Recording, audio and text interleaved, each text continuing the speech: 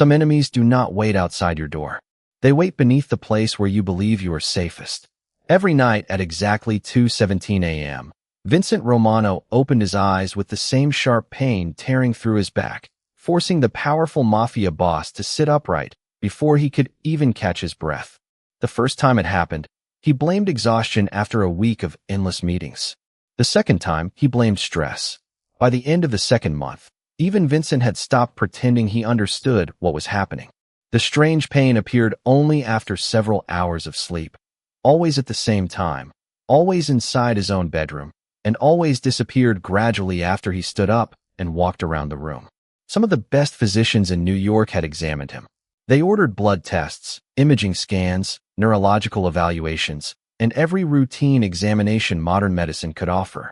Every report returned with the same frustrating conclusion. Vincent Romano was remarkably healthy. His muscles were strong. His bones showed no abnormalities. His heart functioned perfectly. Yet every morning, he climbed out of bed feeling as though he had spent the entire night lying on broken concrete. What made the mystery even stranger was something no doctor could explain. Whenever business required Vincent to spend the night in Chicago, Miami, Dallas, or Los Angeles, the pain completely disappeared. He slept peacefully in luxury hotels, private estates, and even aboard his own yacht. The moment he returned home and spent one full night inside the Romano mansion, the pain returned with perfect consistency at exactly 2:17 a.m. His security chief, Samuel Carter, quietly increased patrols around the property, wondering whether someone had entered the estate without leaving evidence. Daniel Foster, the longtime estate manager, arranged inspections of the heating system, air conditioning, water quality, and even the bedroom walls, believing some hidden environmental problem might exist. Nothing unusual was ever discovered. The mansion remained as flawless as the day it had been built. After another sleepless week, Vincent's personal physician recommended bringing in an experienced residential nurse to observe his nightly routine from a different perspective. 2 days later, Angela Brooks arrived at the estate carrying one modest travel bag and a folder containing years of nursing experience. She was a black nurse whose calm expression immediately contrasted with the nervous curiosity surrounding her arrival. Her appearance caused several employees to exchange doubtful glances before she had spoken a single word. Some quietly questioned whether an overweight nurse could possibly solve a mystery that respected specialists had already failed to understand. Angela noticed the looks, but answered them only with a polite smile. She introduced herself to Samuel, thanked Daniel for preparing the guest room, and listened carefully as Vincent described every symptom without interrupting him once. When he finished, she surprised everyone by asking only one question. "May I see your bedroom before I examine you?" The room became unusually quiet. Samuel looked toward Vincent with visible confusion. Daniel blinked in surprise. Even Vincent paused before nodding his agreement. Angela walked slowly through the spacious bedroom without touching anything at first. Her eyes moved across the windows, the nightstand, the carpet, the lighting, the temperature controls, and finally the large custom-made mattress resting in the center of the room. She remained completely still for several long seconds before quietly saying something no doctor had ever suggested. "I do not believe the pain is following you," she said softly while keeping her eyes on the bed. "I believe you are sleeping on it." Angela Brooks did not begin with medical equipment or complicated examinations. Instead, she spent the rest of the afternoon asking questions that sounded almost unrelated to Vincent Romano's condition. She wanted to know which side of the bed he preferred, whether he ever changed pillows while traveling, how many hours he usually slept before waking, and whether the pain appeared after naps taken elsewhere inside the mansion. Samuel Carter quietly stood against the wall with folded arms, listening carefully while trying to understand where the conversation was leading. Daniel Foster occasionally searched old maintenance records as Angela requested dates for furniture deliveries, room renovations, and even routine cleaning schedules. To everyone else, the questions seemed scattered. To Angela, they were pieces of a puzzle that had not yet revealed its picture. Vincent answered every question patiently because, unlike the specialists before her, Angela never rushed toward a diagnosis. She appeared more interested in understanding his daily life than proving her own expertise. By early evening, she had filled several pages with notes, but had not once reached for a stethoscope. Samuel finally broke the silence. Do you believe this is not a medical problem? Angela looked up from her notebook. I believe it may begin somewhere outside the body. Until I eliminate every possibility around Mr. Romano, I should not assume the problem is inside him. Her answer surprised Vincent more than anyone else. Every physician he had met during the previous weeks had focused entirely on test results and prescriptions. Angela seemed determined to investigate the environment before questioning his health. After dinner, she requested permission to inspect every guest bedroom inside the mansion. Daniel personally unlocked each room, while Angela carefully examined the mattresses, bed frames, pillows, and bedding. She paid close attention to their firmness, construction, and age, occasionally making brief notes before moving to the next room.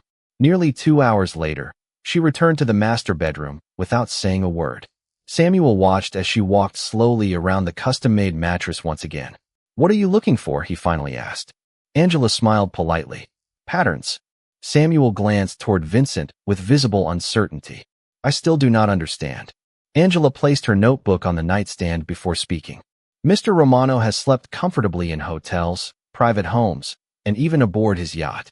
His physicians confirmed there is no condition that suddenly disappears whenever he changes locations. That tells me the common factor is not his body. It is this room. Daniel frowned thoughtfully. We inspected the heating, electrical systems, flooring, ventilation, and walls. Everything passed inspection. Angela nodded. I believe you. That is why I am looking at the one object no one has questioned enough. She rested her hand lightly on the edge of the mattress without pressing down. How long has this mattress been in the house? Daniel searched his memory before answering. About a year. Angela immediately asked another question. Was it delivered directly from the manufacturer? Daniel hesitated for the first time all evening. I believe so. Angela noticed the uncertainty in his voice. Please do not rely on memory. Tomorrow morning, I would like every delivery record, warehouse receipt, maintenance invoice, and transportation document connected to this mattress. Samuel raised an eyebrow. That is a great deal of paperwork for one bed. Angela calmly closed her notebook. Sometimes the smallest object carries the longest story. As the mansion settled into silence later that night, Vincent prepared for another restless sleep while Angela remained awake in a chair across the room, quietly watching the bedroom instead of the man lying inside it. She was no longer searching for symptoms. She was waiting for the room itself to reveal what everyone else had failed to notice. Angela Brooks remained awake until dawn, never taking her eyes off the bedroom for very long. At exactly 2:17 a.m., Vincent Romano woke with the familiar pain, slowly sat upright, and stood beside the bed exactly as he had described. Angela did not rush toward him. Instead, she quietly noted the time, observed the position where he had been sleeping, and watched his discomfort gradually fade after several minutes of walking across the room. When morning arrived, she thanked Vincent for his patience instead of discussing possible explanations. She wanted one more day before reaching any conclusion. After breakfast, Daniel Foster returned carrying several folders filled with delivery records, purchase orders, warehouse receipts, and maintenance documents connected to the master bedroom. Angela spread every paper across the long dining table, while Samuel Carter joined her with a laptop containing Vincent's travel schedule from the previous 18 months. For nearly 3 hours, she compared every business trip against every reported episode of pain. The pattern became impossible to ignore. Whenever Vincent slept anywhere outside the Romano estate, whether for one night or an entire week, the mysterious pain completely disappeared. The moment he returned home and spent a full night in his own bedroom, the pain returned with remarkable consistency. Angela slowly circled every matching date with a blue pen before looking toward Samuel. There are no exceptions, she said quietly. Samuel leaned closer to the documents. None. Angela gently shook her head. Not one. Daniel then handed her the delivery invoice for the custom-made mattress. At first glance, everything appeared perfectly ordinary. The mattress had been ordered from a respected American manufacturer specializing in luxury handcrafted bedding. However, as Angela continued reading, one line immediately caught her attention. The shipment had not traveled directly from the factory to the Romano estate. Instead, it had been redirected to a private furniture service warehouse before arriving at the mansion several days later. Angela traced the transportation route with her finger. Why would a brand new mattress stop at another warehouse? Daniel frowned. Perhaps for inspection. Angela looked up. Is that standard? Daniel hesitated before answering. Not usually. Samuel immediately searched for additional paperwork explaining the transfer, but the records contained only a brief note describing a custom adjustment requested before final delivery. No details explained what had actually been adjusted. Angela quietly closed the folder and stood from her chair. I would like to examine the mattress again. Back inside the master bedroom, she slowly pressed both hands across different sections of the mattress without applying enough pressure to damage it. She carefully compared the firmness near the headboard, the center, and the foot of the bed. Most areas responded exactly as she expected from high-quality memory foam and layered support materials. Then, near the middle where Vincent normally slept, she paused. Something felt slightly different. The change was almost impossible to notice, not harder or softer, but strangely resistant for only a brief moment before the cushioning settled normally beneath her hand. Samuel stepped closer. Did you find something? Angela remained silent while repeating the movement several times from different angles. Finally, she looked toward Vincent. I cannot prove anything yet, she said calmly. But I no longer believe this mattress is exactly the same as the one that left the manufacturer. Daniel stared at the bed in disbelief. Are you saying someone changed it? Angela answered with complete honesty. I am saying someone had an opportunity to change it. Vincent studied her expression carefully before asking the question everyone else was thinking. What do you need next? Angela met his eyes without hesitation. Your permission to do something that everyone in this room is probably going to think is a terrible idea. The request hung in the air for several long seconds before anyone spoke. Samuel Carter looked from Angela Brooks to the expensive custom-made mattress and then back again. What exactly are you asking permission to do? He finally said. Angela remained calm. I want to open the mattress. Daniel Foster immediately stepped forward. That mattress cost more than most new cars. If we damage it without finding anything, replacing it will take weeks. Angela nodded with complete understanding. I know the risk. That is why I asked for permission before taking any action. Samuel folded his arms. You only felt a slight difference beneath the surface. That is not evidence. Angela agreed without hesitation. No, it is not evidence. It is a reason to keep investigating.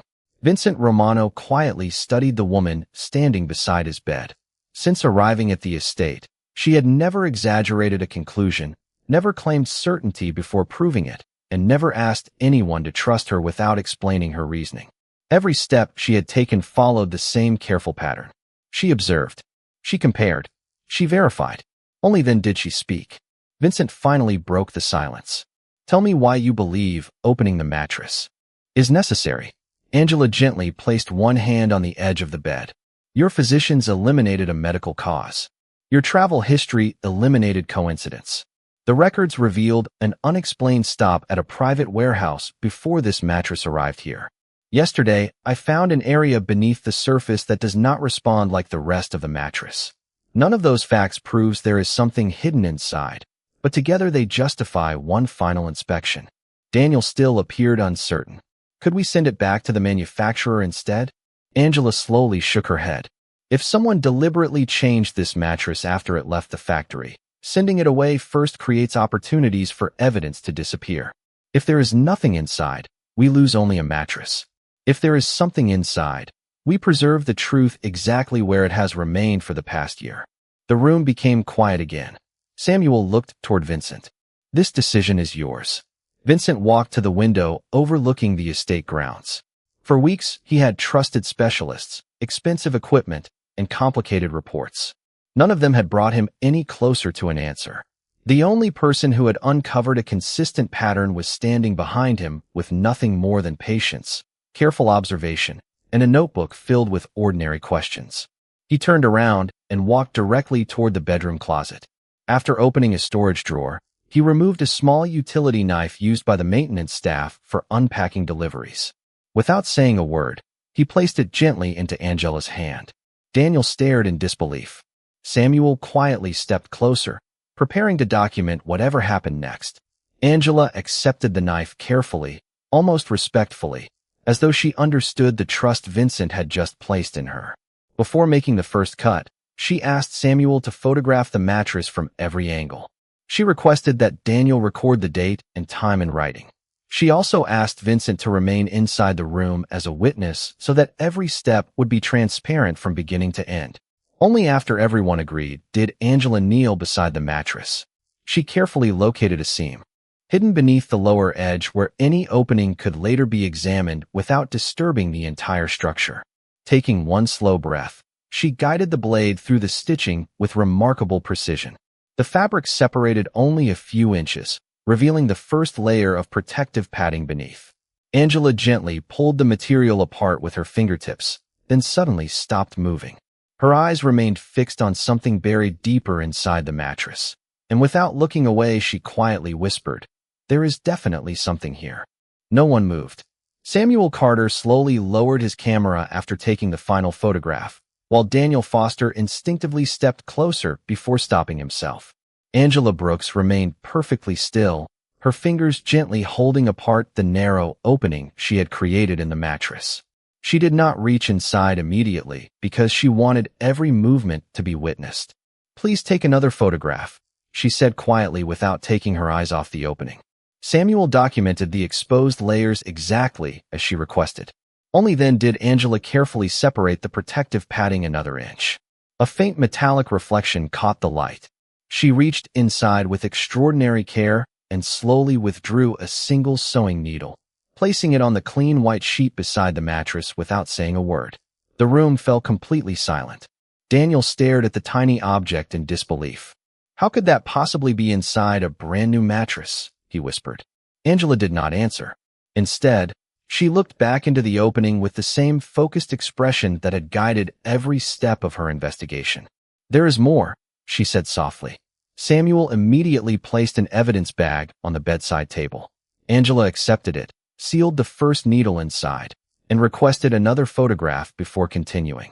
As she gently separated another layer of padding, a second needle appeared, followed by a third only inches away. None of them had been scattered by accident.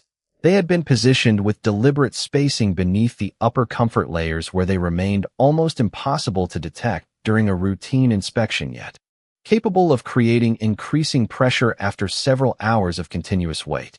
Vincent Romano stood motionless as realization slowly replaced confusion. Every night he had fallen asleep comfortably because the soft upper layers absorbed his body weight. As the hours passed and the cushioning gradually compressed beneath him, the hidden needles moved closer to the surface until enough pressure developed to create the mysterious pain that had awakened him at exactly the same time each night. Angela continued searching with remarkable patience. One after another, additional needles emerged from different sections beneath the center of the mattress. Samuel carefully counted every discovery while sealing each one separately and recording its exact location. By the time Angela completed her inspection, 32 sewing needles rested inside individual evidence bags across the bedroom table. Daniel slowly lowered himself into a nearby chair, unable to take his eyes away from the collection. "Someone planned this," he said quietly. Samuel nodded without hesitation. This was never an accident.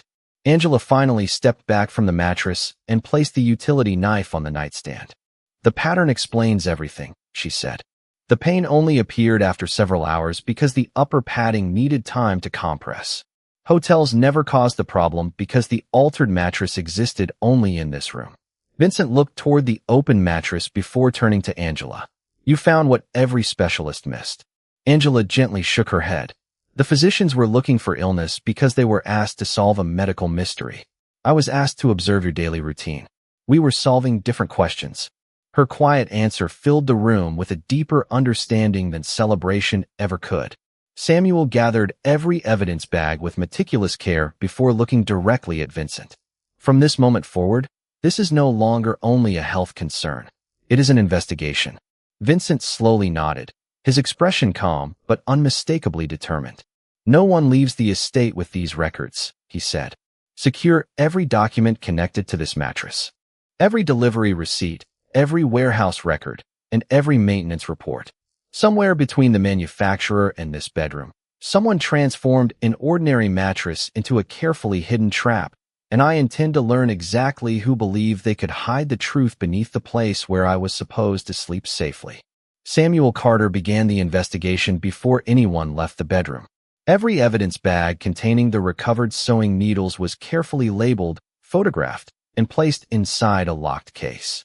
Vincent Romano wanted every discovery preserved exactly as Angela Brooks had found it because he understood that facts carried far greater weight than assumptions. Daniel Foster gathered every document connected to the purchase of the mattress, while Samuel contacted the luxury manufacturer directly. Within an hour, company representatives confirmed that the mattress had passed its final inspection before leaving the factory and contained no custom modifications. Their production photographs matched the original design perfectly. That answer eliminated the manufacturer from immediate suspicion and shifted everyone's attention toward the transportation records.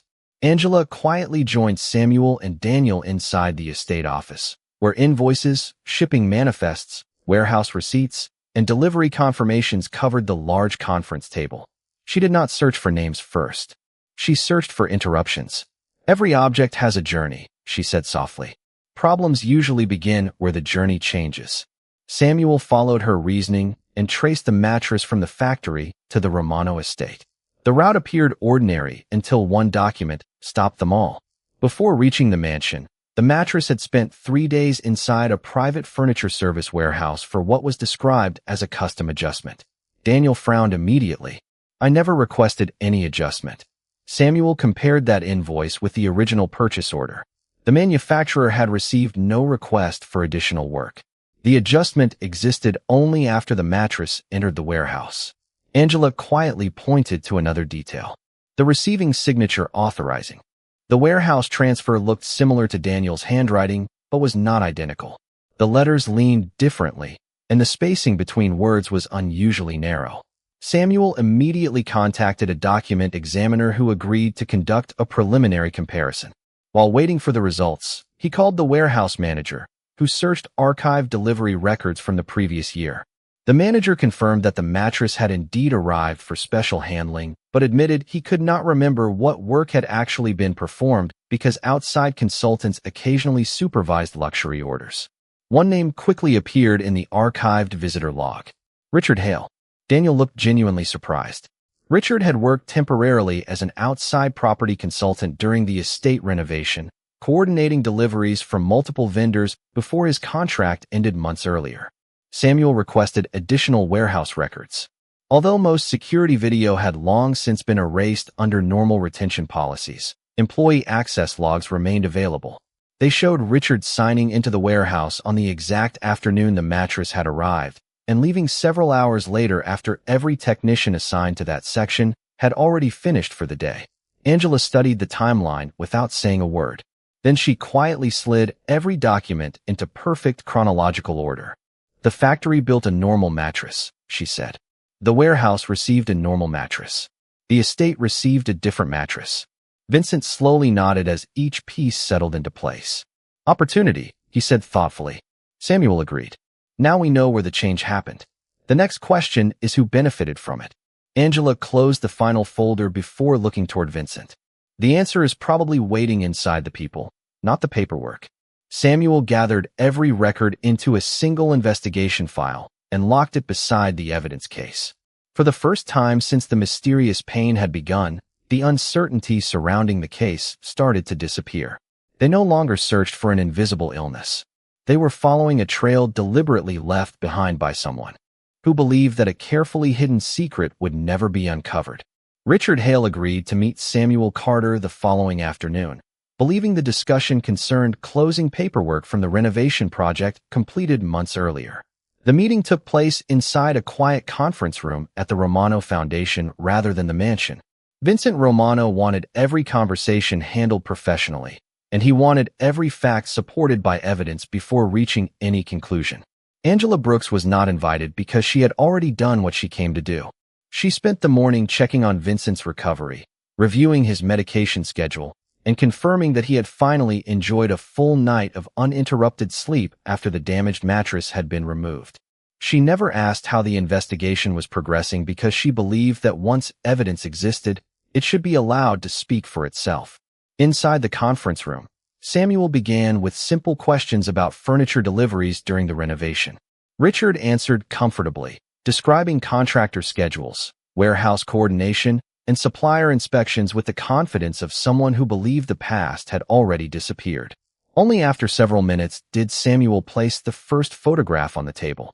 It showed the open mattress with the 32 individually documented sewing needles arranged exactly as they had been recovered. Richard looked at the photograph for only a second before looking away, but that brief reaction did not escape Samuel's attention. Without changing his calm expression, Samuel placed a second document beside it.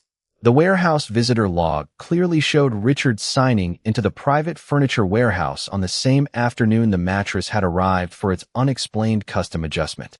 Richard immediately replied that inspecting deliveries had been part of his responsibilities.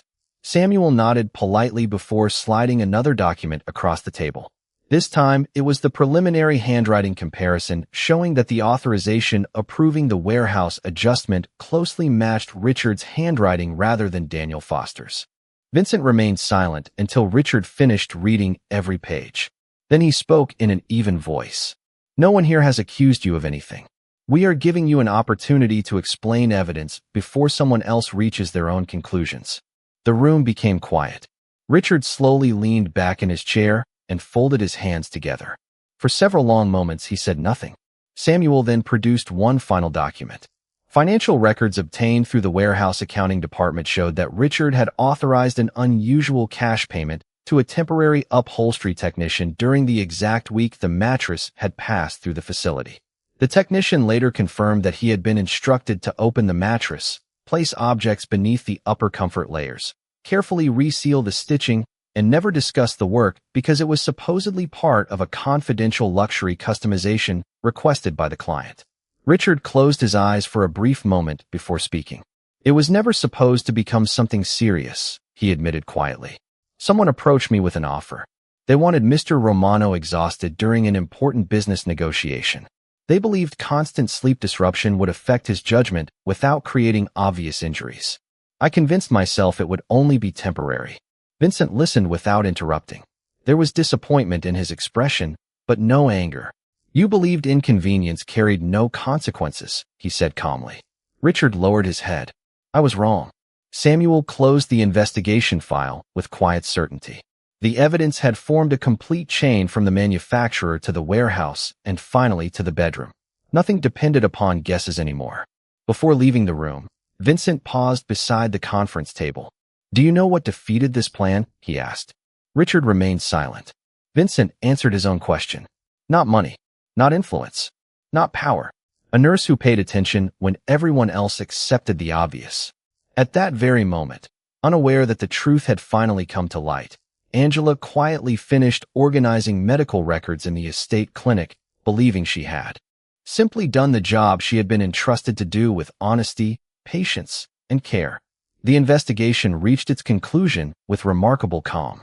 Richard Hale accepted responsibility after every document, signature, financial record, and witness statement formed one complete and consistent timeline. Vincent Romano instructed Samuel Carter to turn every piece of evidence over to the proper legal authorities because he believed that lasting justice depended upon truth, not revenge. Once the investigation officially ended, life inside the Romano estate slowly returned to its familiar rhythm. The greatest change was not found inside legal files or investigation reports. It appeared every morning when Vincent opened his eyes after sleeping peacefully through the entire night. For the first time in months, there was no mysterious pain waiting beneath him, no restless hours spent walking through dark hallways, and no unanswered questions following him into another day. His physician confirmed what Angela Brooks had quietly suspected from the beginning. There had never been a hidden illness. The symptoms disappeared completely as soon as the altered mattress was removed. The solution had never required more complicated medicine. It had required someone willing to observe what everyone else accepted without question. Angela never treated the outcome as a personal victory. She continued arriving early every morning, reviewing medical supplies, preparing healthy meal plans recommended by Vincent's physician, and checking on every member of the household with the same patience she had shown on her first day. Housekeepers, kitchen staff, gardeners, and security officers all noticed the same thing. She never behaved differently after proving herself right. She listened just as carefully to a maintenance worker describing an unusual sound as she did to Vincent discussing his recovery. One afternoon, Vincent quietly entered the estate clinic carrying a leather folder. Angela looked up from organizing medical records and smiled politely. "You seem much healthier today," she said. Vincent nodded. Because someone refused to stop asking questions. He handed her the folder. Inside was an employment agreement offering Angela a permanent leadership position overseeing residential health and safety across every property supported by the Romano Foundation. The role extended far beyond caring for one patient. She would develop inspection procedures, train nursing staff, review wellness standards, and encourage every employee to report unusual concerns without fear of being dismissed. Angela carefully read every page before looking back at Vincent. "This is far more responsibility than I expected." Vincent smiled slightly. "Responsibility should belong to people who have already shown they can carry it." Angela accepted the position with quiet gratitude, not because of the title itself, but because she believed the work could protect others from problems that might otherwise remain unnoticed. Over the following weeks, she introduced simple reporting procedures that encouraged every employee to share observations, regardless of rank or department. Housekeepers reported loose floorboards before someone tripped. Maintenance workers identified faulty equipment before it failed. Nurses exchanged information more openly with security officers and kitchen staff because everyone understood that small details often prevented larger problems. Vincent watched the culture inside the estate slowly change. People no longer assumed that the highest position always held the best answer. They began respecting careful observation wherever it appeared. One evening, as Vincent walked past his new mattress before preparing for another peaceful night of sleep, he realized the greatest improvement inside his home had never been replacing a piece of furniture. It had been creating an environment where every honest voice mattered, no matter who happened to speak first. 6 months later, the Romano Foundation hosted an annual gathering unlike any it had held before. Community leaders, physicians, nurses, maintenance supervisors, volunteers, and employees from every Romano property filled the main hall, expecting a familiar ceremony celebrating years of service and charitable achievements. Instead, Vincent Romano stood quietly at the front of the room beside a small wooden display case resting on a simple table. Inside the case lay a single ordinary sewing needle preserved beneath clear glass. Many guests exchanged curious glances because the object appeared too small and too ordinary to deserve such careful attention. When the room became completely silent, Vincent began to speak. He explained that every successful organization eventually learned one lesson that could never be purchased with money or influence. The greatest protection any person could receive often came from someone willing to notice what everyone else ignored. He described how a mysterious problem that had defeated respected specialists had finally been solved because one nurse refused to accept easy answers. He never mentioned unnecessary details about the investigation, and he never spoke the name of the individual responsible. The story was not about betrayal. It was about integrity, careful observation, and the quiet courage to ask one more question after everyone else believed the search had already ended. Vincent then invited Angela Brooks onto the stage. She walked forward with the same humility she carried every day through the halls of the estate, looking far more comfortable helping other people than standing beneath bright lights.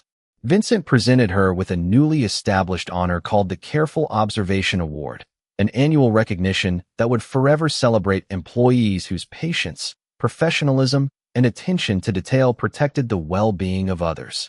As Angela accepted the award, the audience rose together in warm applause. Doctors stood beside housekeepers. Security officers applauded beside nurses. Executives applauded beside maintenance workers.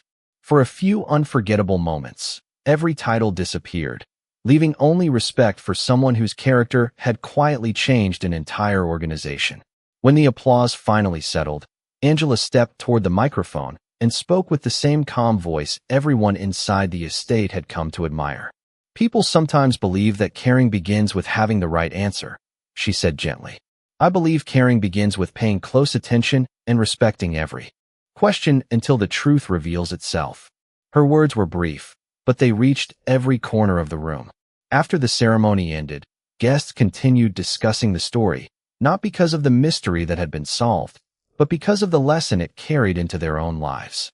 Employees returned to their responsibilities with a renewed understanding that careful work rarely attracted immediate attention, yet it often protected countless people in ways that could never be measured.